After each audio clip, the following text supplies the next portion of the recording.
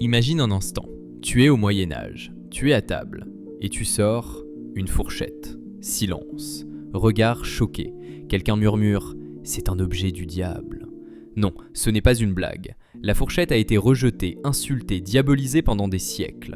Pourquoi ? Parce que Dieu avait déjà donné des doigts. Oui, aujourd'hui on va parler d'un des plus gros scandales technologiques de l'histoire, la guerre contre la fourchette.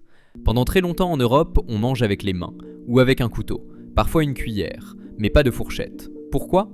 Parce que manger avec ses doigts, ce n'est pas vu comme sale, c'est vu comme naturel. Dieu t'a donné des mains, donc utilise-les. Introduire un objet entre ta bouche et la nourriture, c'est déjà suspect. Et surtout, c'est perçu comme une séparation artificielle entre l'homme et ce que Dieu lui donne. Premier point clé, ce n'est pas une question d'hygiène, c'est une question morale. La fourchette apparaît d'abord à l'Est, Byzance, Italie, Moyen-Orient.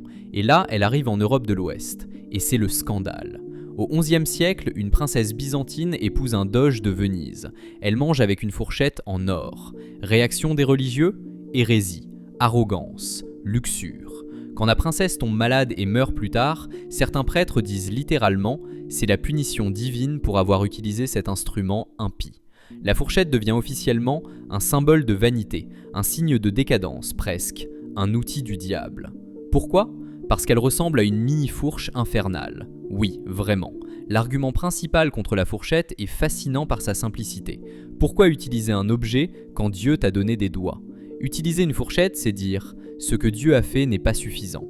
Donc, c'est orgueilleux, c'est contre l'ordre naturel, c'est socialement choquant.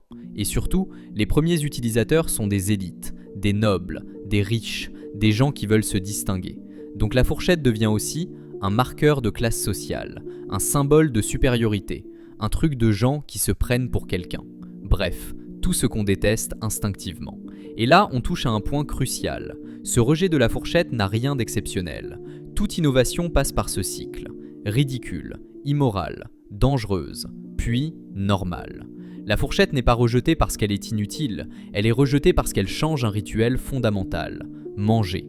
Et quand tu touches au corps, à la nourriture, aux habitudes quotidiennes, tu touches à l'identité. C'est exactement pour ça que l'innovation fait peur.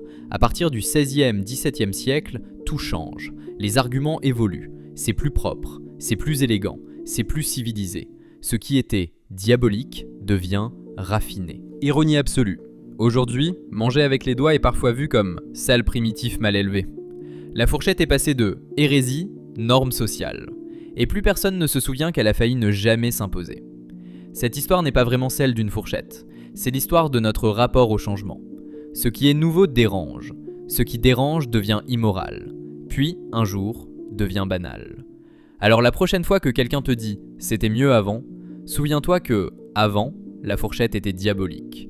Le livre était dangereux, et l'innovation, une menace. Et pourtant, on mange très bien aujourd'hui. Si cette histoire t'a surpris, laisse un like. Si tu connais une autre invention qui a été vue comme hérétique, dis-le en commentaire. Et abonne-toi, parce que l'histoire est pleine d'objets banals qui ont failli être interdits.